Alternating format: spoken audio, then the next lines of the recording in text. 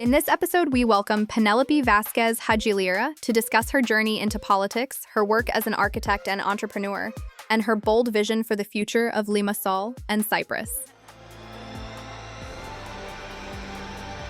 Welcome to the 7th episode of the Farah Shammas Podcast. So Penelope, thanks for being here. I want to start off with the human and the personal side. So I know that you'll be promoting a lot the political aspects and your goals, but before the politics, before business, who are you to your core? So my name's Penelope Vasquez Hadjilyra. I'm half Dominican and half Cypriot. I was born in Dominican Republic in 1987, and I was shipped to Cyprus when I was only 5 years old. So I grew up in Cyprus most of my life.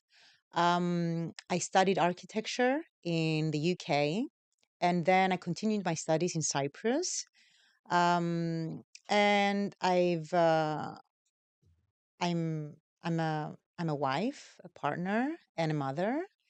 And I I have my own architectural practice in Limassol.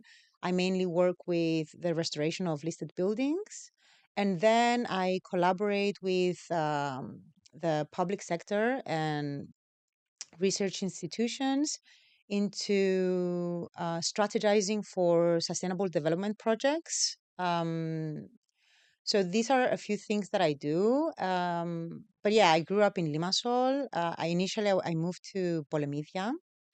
So a few years of my life, I grew up along many refugees from the occupied side of the island. So I got to kind of experience that side.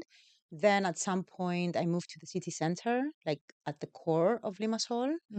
And I grew up as a very strong, independent child. My mother made sure that I have a family like my mother, my father that he passed away last year, and I've got my sister, my brother, and we all grew up in the city center, very, very independent, very, very strong-willed.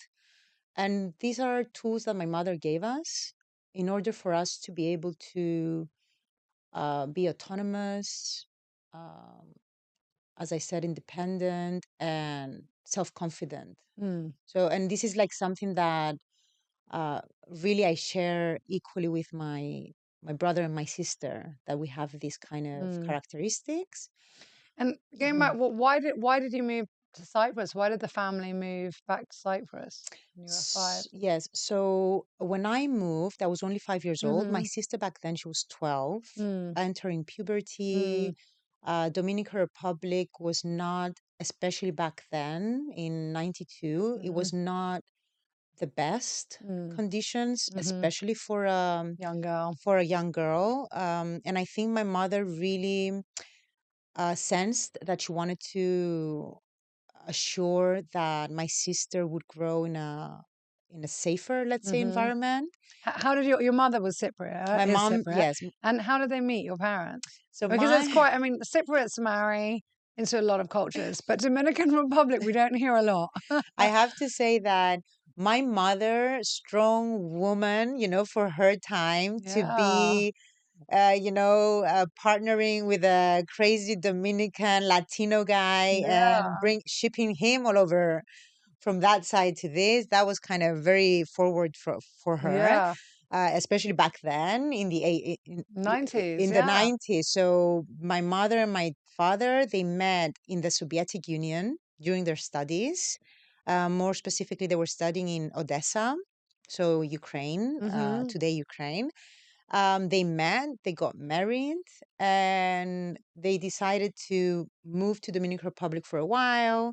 That's where my brother and I were born. My sister was actually born in Odessa. Oh, really? So my sister, she has her birth certificate is from Odessa. Yes. Wow. In Russian and everything. So I think, yeah. So I'm guessing it was Russian or using Russian language back probably. then. Yeah, that was a part of the Soviet Union. But Then we moved to the Dominican Republic. That's where my brother and I were born. And then there were efforts from my mom's side to kind of Mm-hmm. maintain us there, for us to grow there.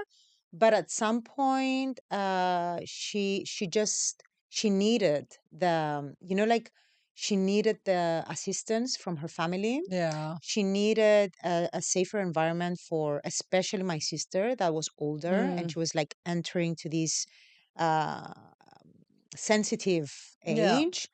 And I mean, I think good choice, because if thinking about it today, the way we've evolved, and comparing maybe to other friends of my sisters in Dominican Republic, maybe this is like it was a good choice.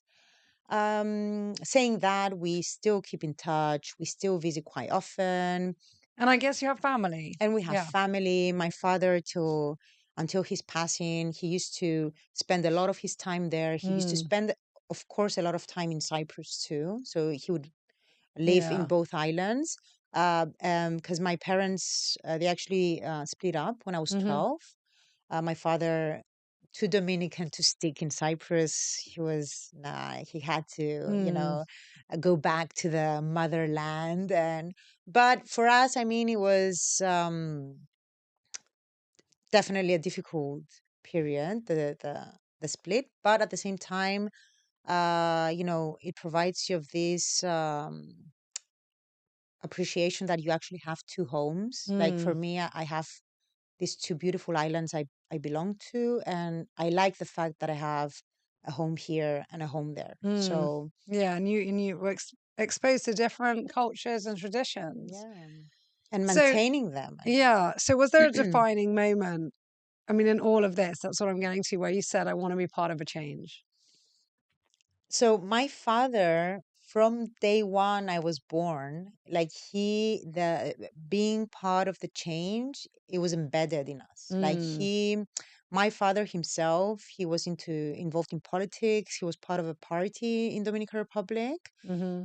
He always spoke about politics and justice, and he was always um, he would always talk to us about being opinionated, having critical thinking, having a critical mindset of not receiving information and accepting it passively, but really uh, make sense of the information and analyzing it, and then coming up with a position Mm. regarding whatever that information was. So he would always play games with us from a very very young age, to always cultivate this critical thinking.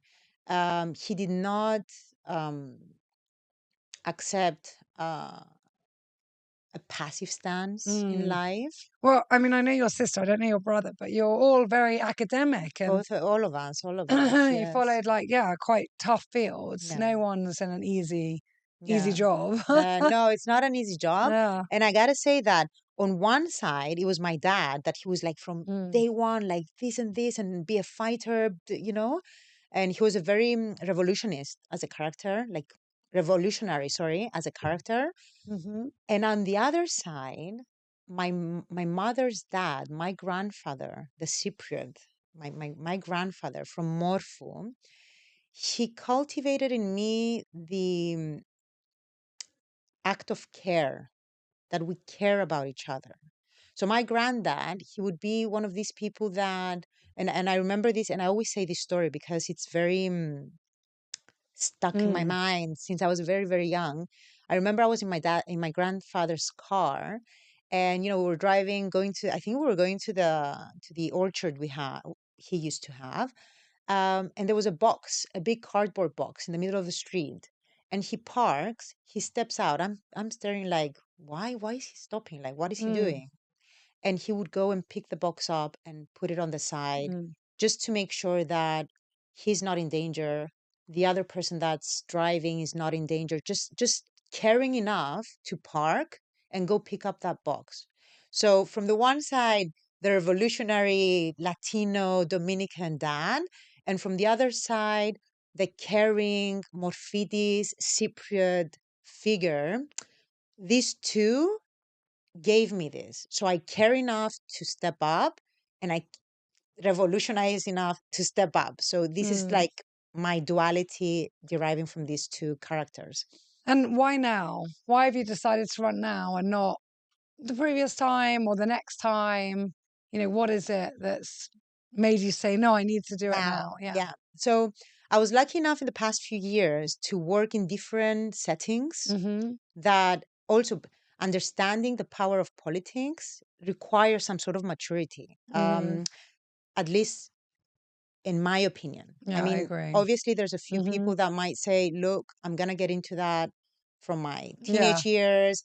They told me I should be this. I agree with them. I'll be this. And that's like one side. On the other side, for me, I was always participating in politics, but in real life, like the decisions I make in life, every decision in life, it's a political decision. Being vegan, it's a political decision. Protecting nature, it's a political decision. All decisions are political.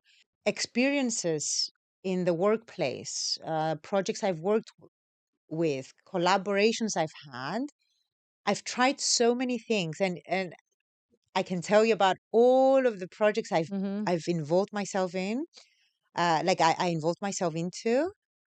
At the end of the day, any restrictions I've had into expanding this, into having a greater impact, into helping more people, all of them at the end of the day had politics and policy at the end. So when I decided that, let's assist the local authorities with mission cities projects for climate neutrality, at the end of the day, if you don't get the central government and you don't have the policy there, you can do a few things, but you need that setting. You need the policy setting.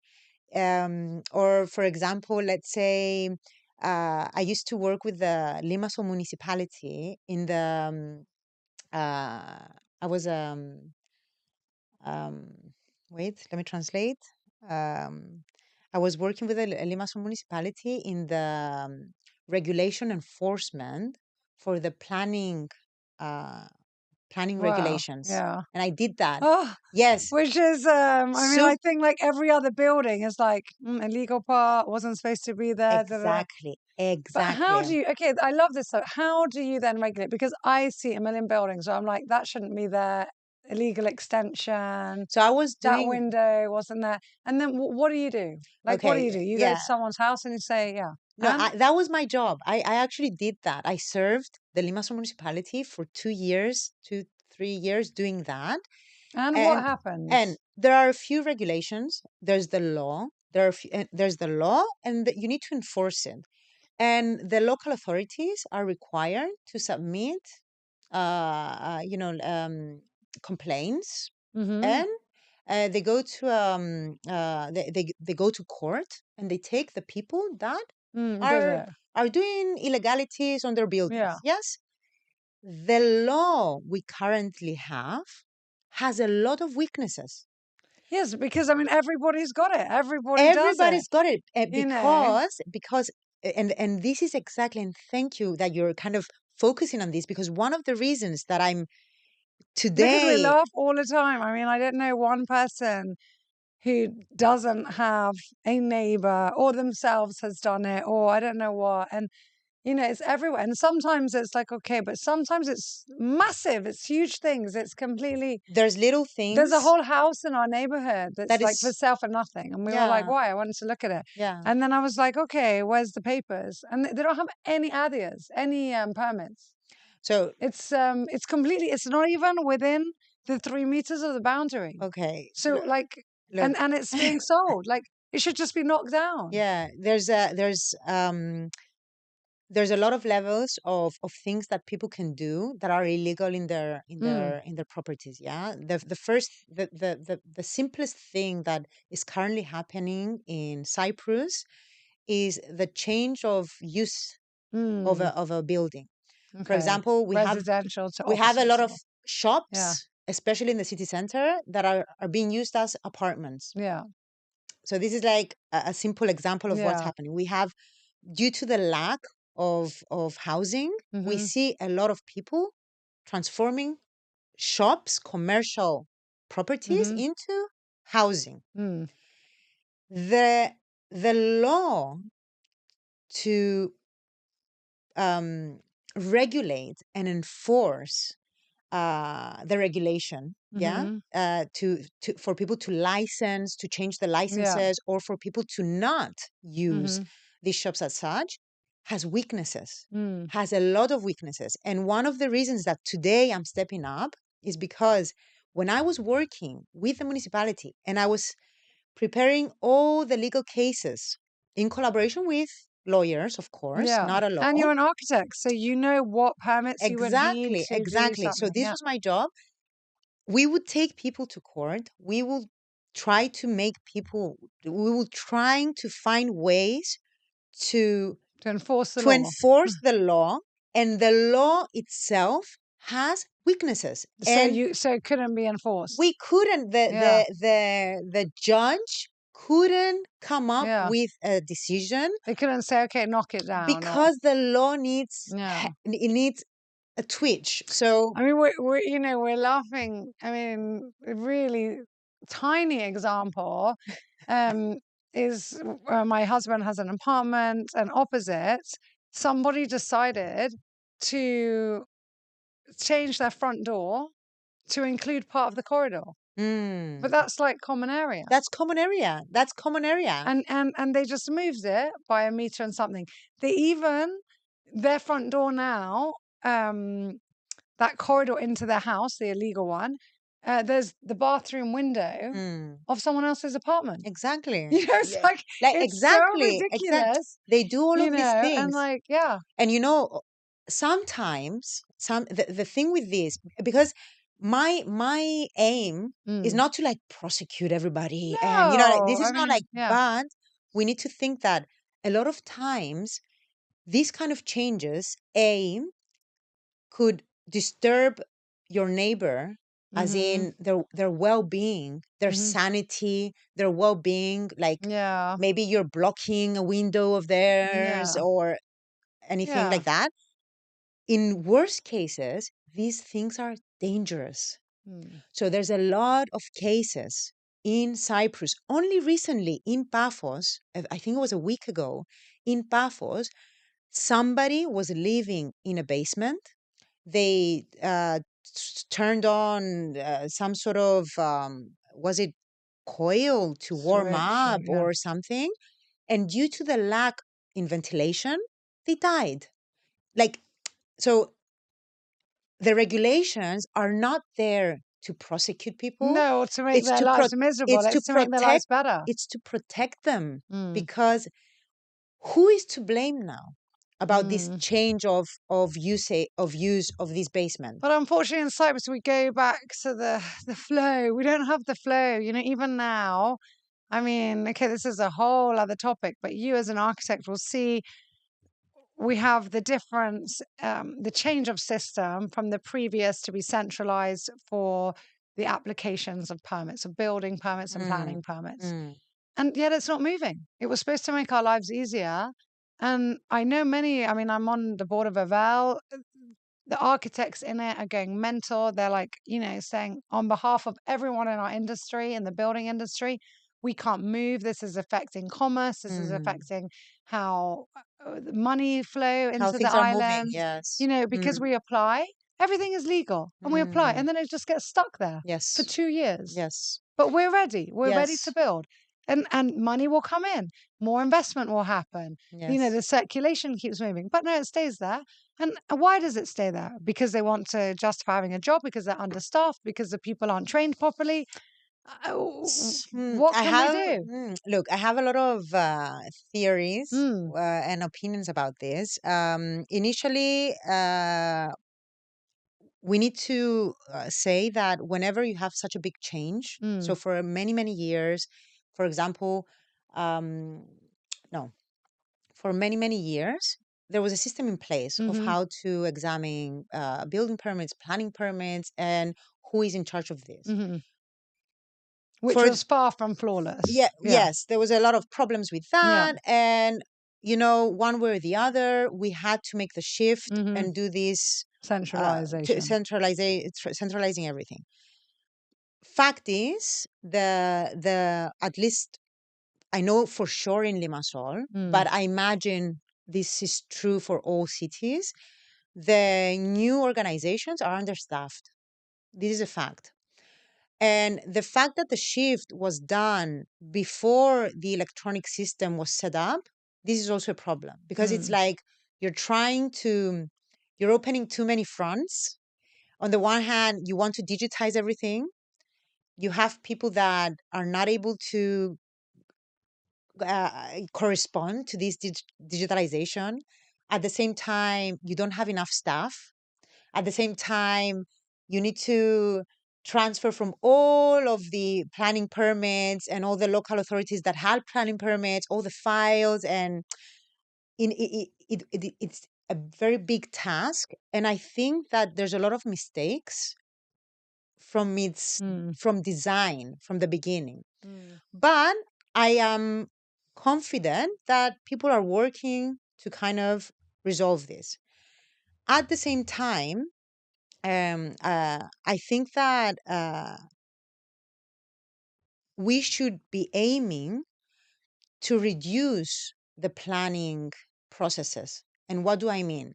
I'm part of the board of architects at DEC, the scientific chamber of Cyprus, with all the architects. And for many, many years, they keep shouting and they keep requesting on how things need to become more automated. Like if you have architects and civil engineers and electrical engineers and all the engineers, the professionals that we know our jobs, and we can say that this property, this development, it's following the lines and everything and all the regulations accordingly. Why not speed up the processes and then let the engineers have the responsibility for that? That could be like an option to speed up. But for many, many reasons, we continue to feed this bureaucracy. And here are also the issues of transparency. When you feed bureaucracy, you create opportunities for things to not be as transparent. This is a bit of a big kind of accusation, but if you have a planning permit that for me, it takes 2 months to be issued, but for Farah, it takes 12 months to be issued. Why? Why does this happen? How many offices did it change? Who is in charge? And these are like the bureaucratic kind of things that are staying hidden when you maintain a system. And also, why should it take that long? I mean, and why does it take that long? So why don't we just skip the bureaucracy? Why don't we just in the UK? I used to work in the city council. The processes are much quicker. You just submit, then they come and check, but they don't examine each case individually. They just the architect is responsible to make sure that the building is or the architect or the team of professionals. So why not find ways by which we kind of speed up the process? Big topic. So tell us about Volt, which is Yes. my favorite color, purple. What is Volt? Why did you choose to work with them? And what should people know in a nutshell? Okay, so Volt, we have to say that we are a new party, only 2 years old. Okay. It's formed by people from different kind of backgrounds and different kind of starting points. And where did the name come from? So Volt is a pan-European party. The name comes from the changing current, the electricity current. So we believe that politics and policy need a change, a reboot, let's say. So that's where how we Volt is like the measurement of the current, yeah. So this is like the whole concept that we need this electrifying new kind of wind in politics and policy And so, how making. many countries is Volt in? Most countries have their kind of Volt group. There's a few that they're mostly established. In Cyprus, as I said, it's only been New. 2 years. Okay. So, and fact is, even though we do have an MP in Parliament today, as she was an independent, she's an independent, but she's part of Volt.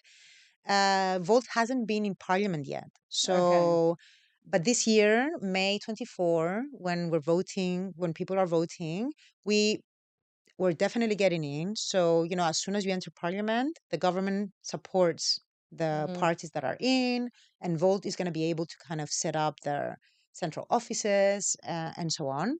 And yeah, so basically, Volt is a pan-European party that has kind of the specific pillars that all parties of all countries follow, but then it adjusts depending on which country you are. And like for example, in Cyprus, we have very specific challenges and very specific problems, so we adjust these pillars into the local kind of ecosystem. Um, for example, Cyprus is the only country in the EU that it's divided and needs this kind of special kind of attention to solve like these kind of issues. Also, we are an island. Again, makes us special. How we And manage where does everything. it stand on the political spectrum? Is it left, right, middle? So Volt doesn't believe that we should be talking about a political stance. We believe that society today is much more complex to have this kind of positions Linear. linear. Yeah, we don't believe in that. There's people, you know, like there's members of the party that you can call them a bit more conservative in a few things. There's a people in the party that are a bit more kind of progressive in a few things. And all together, we believe that we kind of reinforce each other and we create this kind of solid of what our society actually represents today. Yeah, So modern solidarity. them exactly. So we do not believe that. I mean, we are asked a lot, like where where do Yeah. you stand? But we believe that And then this it's is here in the logo. You've like, it's like the United Colors of Benetton. You're like uh, all the colors. We're not linear. Yeah. we're not at Yeah. all. And there are people. I mean, we have the pillars. Every position we've designed it collectively, having in mind in what economy we are, how our social situation is, how the demands of the society, what are their needs, and we co-design the positions. And you know, you being part of this, I witness like how, or maybe somebody comes with a bit of a more kind of rigid point, and then you get someone that's a bit more kind of fluid, and then together we find the middle ground and we say, look, for Cyprus, for our citizens, this is what they need today. And this is what they need for in 6 months, and this is what they need in 2 years. And we plan for today, we plan for the next 12 months, and then for the upcoming year. So we have like, we like to, all our positions create like a roadmap for where we are today to where we want to get. And this roadmap cannot have rigidity to it. You know, it cannot be like, this is it. It needs to be constantly evaluated and constantly discussed between like these two sides, let's say, in order to kind of find the balance. At the same time, as a party, we truly believe that in Cyprus, we tend to leave things unpunished and nobody kind of takes responsibility for anything that happens, whether it's a small mistake to the greatest mistake. So as a party, we really demand that it's okay to say, I am at fault, and people should take responsibility of their actions. So we're one of those parties that really want to see justice in the system. And we believe that by creating the appropriate environments, as I said before, remember before I mentioned about the regulations in the building sector, if you create the environment by which someone cannot act against the regulation, by default they won't. And then if you create the environment by which you can oversee why is a case delaying in the building permit, in the planning department, let's say, if you have um, transparency and you create an environment that people can function without allowing mysticity, and then things will be running smoother as a whole. So we truly believe in this kind of transparency and communication from the public sector to the public. And what are you hoping personally to accomplish? Like if you win a seat and you become an MP, like what change would you like to see? So as an architect, a planner, and as a person that I've had this experience of strategy building, we build strategies for mobility, how to solve problems in mobility, how to solve problems with urban green. Like I'm constantly building strategies with a lot of different kind of people. I think we need better strategies for Cyprus as a whole. Um, I think Cyprus is not being treated as a let me, because I really want to say this correctly. Let's say not correctly, but I would really like for Cyprus to be seen as the prosperity of Cyprus to be seen as a long-term goal in which we, like, you know how we act in the private sector as a business. Everything is short-term Yeah, aims. I hate that.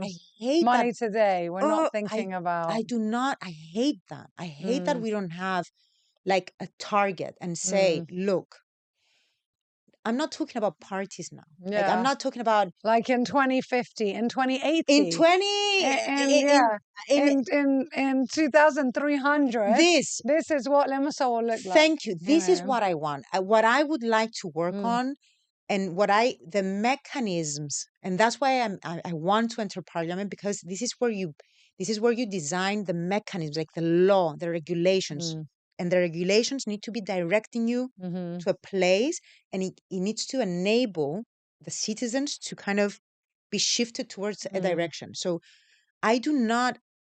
All parties tend to think until, in 5 years, until the next elections. I don't want this. I want a plan for 100 years from now.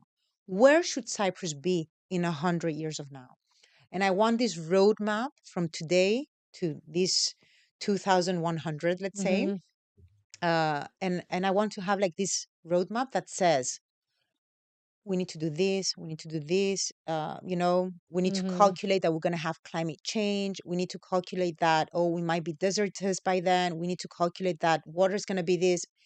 And from that calculation, work backwards and start solving and strategizing like that. This is businesses. This is what they do. They do projections and they solve their problems. Why the public sector is not acting like this is beyond me.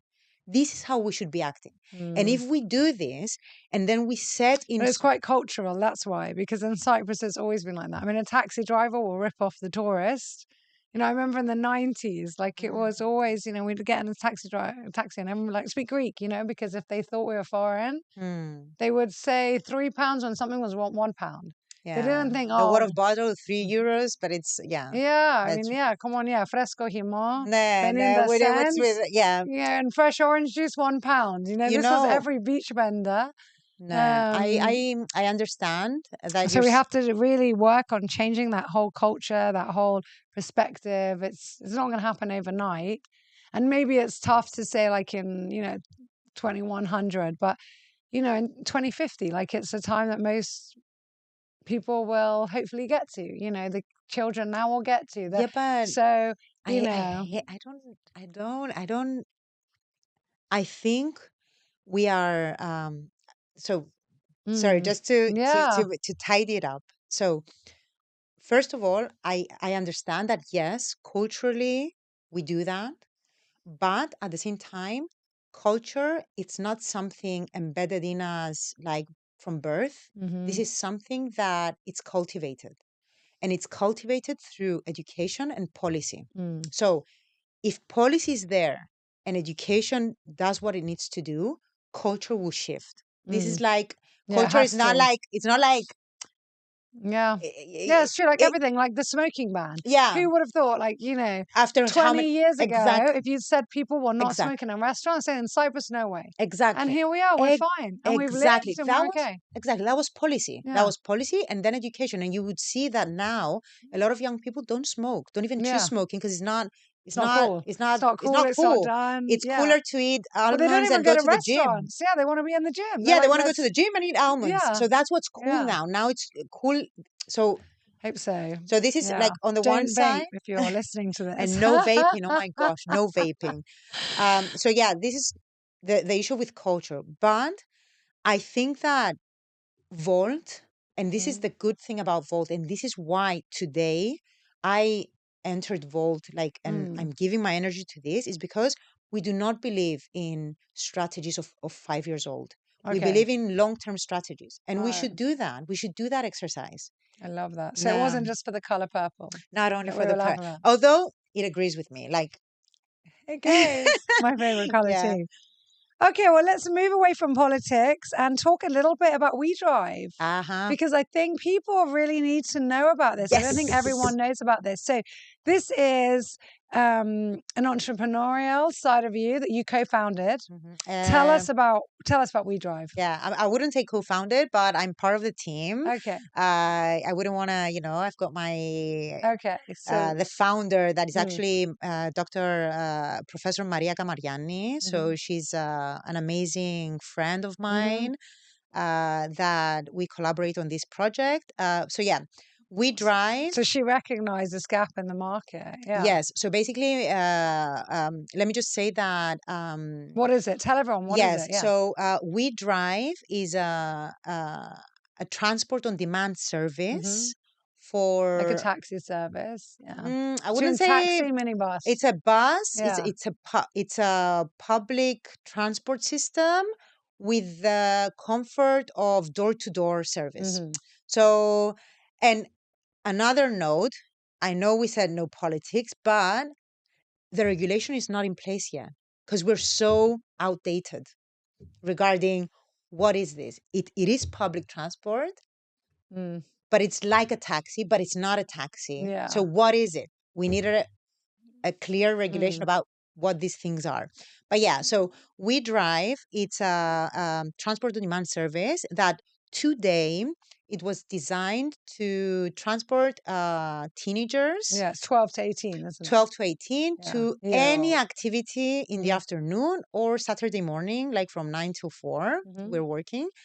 And the idea was to... And it's an app, isn't it? So people download the app, then they book. I live in whatever. People come from Limassol and I need to get to Heritage School. Exactly. At 4 o'clock on Wednesday and come back. Very, very user-friendly app.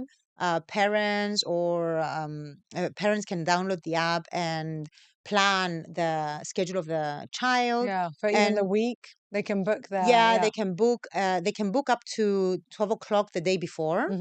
And the child gets on. There's how many seats? Like 10 seats? It's 17 seats. 17 seats. So there'll be other kids their age. there's Not all of them. a Yes. driver trained, Yes. and everybody gets a code that only they and the driver has that code. Look at you. You're very, Huh? you're But I very, don't know. you're very This is because people informed. are telling me, but I haven't Yeah. used it. Yeah. And my So, kids are just like, Mommy, we need you. But yeah. one Look, day, yeah. so basically you download the app, Mhm. you design the plan of the child, so you have it Yeah. ready, and then you book which Mhm. of these transports you need that you need the service. When you book, the child gets a code. It's like the ticket Mhm. that the child needs to tell the The driver driver. so they can on board. And then the parent through the app can see the movement of the child in the city. So like Mm. live feed. So they know that, oh, Yeah. the No child's one on the way. Yeah. bus There's and they're traffic. Or moving, yeah. they're delaying or Yeah. so on. Luckily, because we have a system by which we receive live feed from different mapping system Mhm. from different maps, like we know where traffic goes and our driver avoids it. Mhm. So we're very efficient. Like even Mm. though Limassol is a very challenging city, Yeah. we drive managers to transport the child on time and not spend too much time on the bus. So Mm. this is like something that was very important. I got to say that when we designed this, we designed it through a European funded project. And when we designed it, we co-designed it with other parents. So we Mm. had parents and children Telling interviewed, you telling us what they about need. what they need, what would be the conditions, Yeah. how would they trust this Service. service, Yeah. what would be the demand, what would Mhm. be, so we collected a lot of data Mhm. from, I think it was 120 families. Then we had interviews with drivers, then we had interviews with bus operators, and we kind of collected a lot of data and we came out with We Drive. And in this way the service was very well designed and accommodates today 60 kids per day, and still we're not in full capacity because Yeah. we're still waiting for a few buses that are coming to us.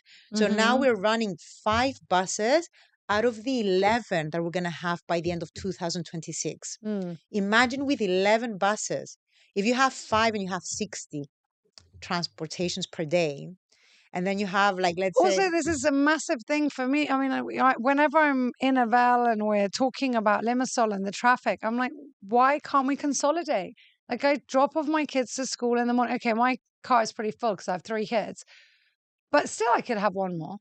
And mm, still, I look at most of the cars and they have one kid in, mm, two. mm, And when people are leaving school, they pick up their kids at different times. So all that traffic is in. You mm, go into town and you're stuck in traffic and you look and there's one person per car. And That's you're like, exactly, that's and so exactly. if all these children, I mean, it's not a joke, 17 cars off That's the 17 road. kids. That's 17 No, no, kids. no, no, no, That's no. 16 cars off the road in place of one And that's, slightly bigger minibus, Farah, that's which is that's huge. 17 parents Yeah. that could have been working, Yeah, resting, exactly. fixing something else. 100%. That's like, Being present with the other child or doing something exactly, else or why be a and also, first of all, why parents should be taxi drivers, it's Mhm. beyond me. Second of all, it's also about cultivating the culture for public transport in children. A Mm. child And also independence, that the that child starts, feels like I can be exactly. independent, I'm away. If the child starts Yeah, at and it's the 12, right age because 12, younger than that, I yeah, think no, they maybe need their parents for look, that comfort, younger but than that is not allowed legally anyway. mhm, It needs to have a guardian a with them. guardian, Yeah, not a guardian, but someone yeah, on the bus responsible. That's what I mean. responsible. Yeah.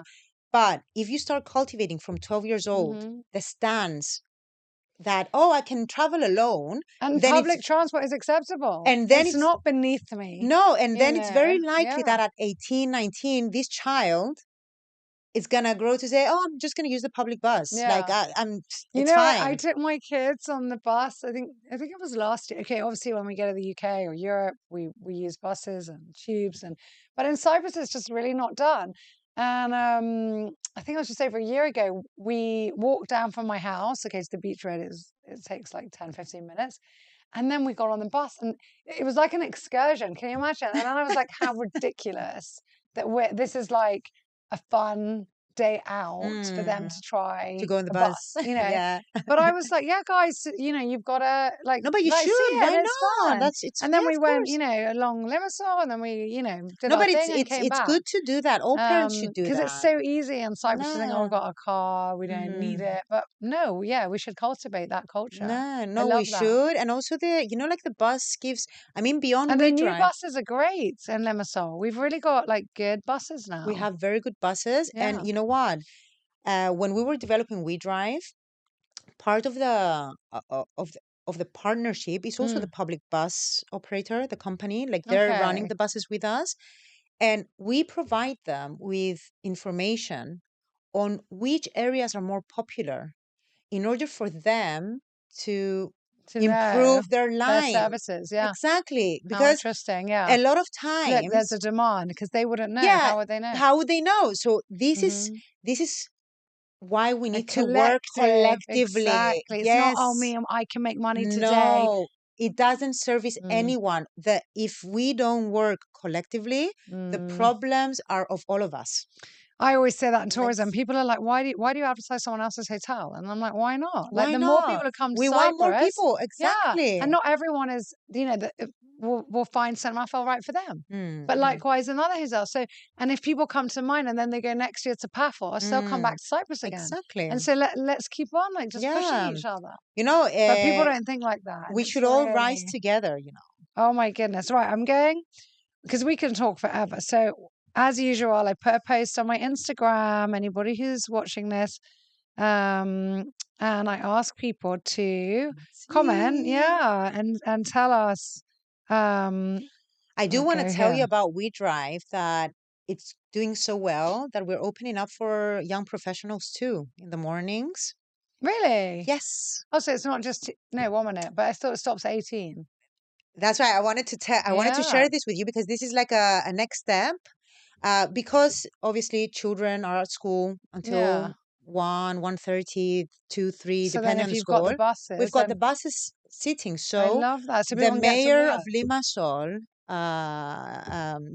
Limassol, he asked us to create a pilot and collaborate with a few companies I love and that. and take and them the to work. and the municipality and a few other maybe the Electrical Authority of Cyprus, Yeah. like people that have big their offices, their offices in the city center, to transport them from different locations to the city center. So ideally, what's happening at 7:30 in the morning or 9 o'clock in the morning, to avoid that and have people be transport also for professionals. Oh my goodness, We're that's piloting so this good. year, so guys.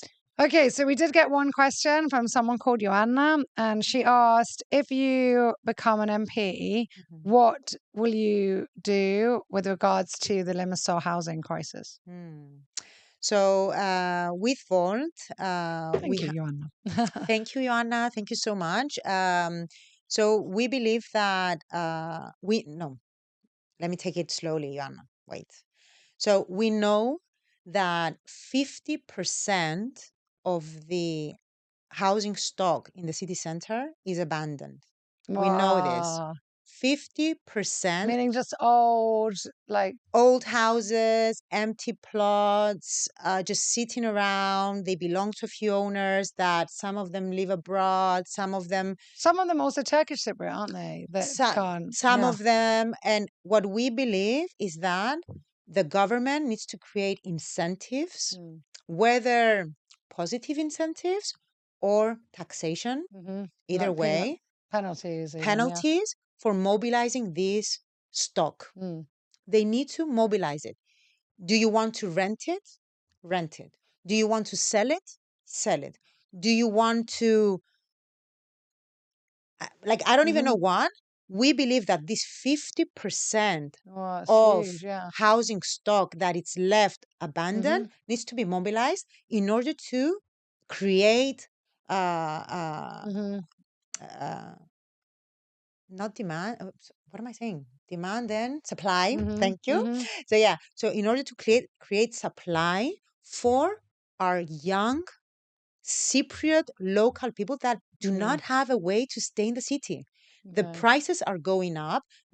Obviously we have these people coming from abroad, which is perfect for Limassol. The economy is going up. Great. But we need to protect the local communities. And protecting them means mobilizing these abandoned, frozen, available properties that are there. They are there. We know this. We have the data. It's 50% of the city center. Imagine if we have this available. Amazing. Yeah. I How don't much it would know. help. Like, if I was MP, this is what I would do. I would create the conditions by which is it incentives? Like, I'll give you something as government. I'll give something to these owners to kind of help them Yeah, it could be mobilize even the on stock, VAT. It could be anything. Yeah. or tax them. Either way, one of the two. Actually, Volt did submit a proposal for taxation recently that a lot of people didn't support from other parties. We insist that this is one solution. We should either tax or provide incentives. Because you know what, Ioanna, also that you're listening to us, I could say today, oh, you know what? Let's design new buildings like in the outskirts of Limassol that the government can afford to find a plot and, create like affordable housing there. This is nice. But if Joanna works in the city center, that's not convenient for her.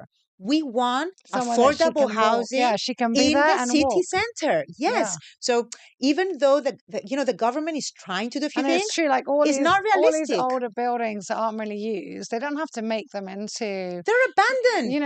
they're not going to make them into some gold dripping, 20,000 a month. No, just make them decent affordable enough. housing, Yeah, affordable housing, and create the Yeah. conditions and create the mechanisms by nice which livable spaces, and authentic. by which people, the owners, are not going to. So also Yeah. the owners that own this, they need, like a security that, oh, I'm not going to lose my property.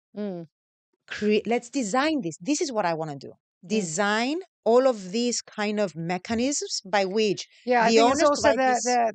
the rental laws have to be The adjusted. rental law. So That's that what I'm people saying. feel that they're not going to have a sitting tenant. They Ex- might say, "Yeah, I'll help you out and come in and rent it for exactly. 700 a month to be nice." This is And exactly. then 20 years later, they can't even let their kids move in because they've got a tenant there who says, "I'm not leaving." No.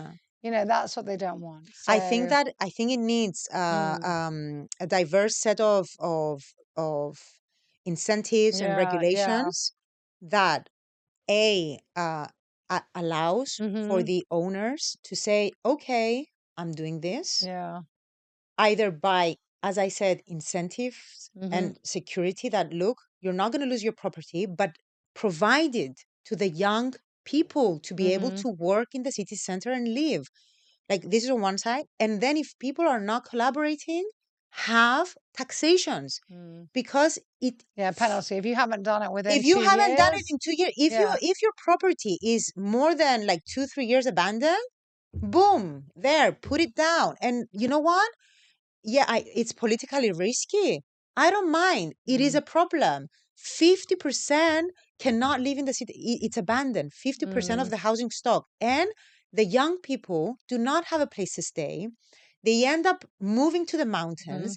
They end up working in the city center. And then also it adds to the pollution because they're driving down. Pollution, There's no the public mobility transport. issues. So it's all, these problems are circular. all systemic.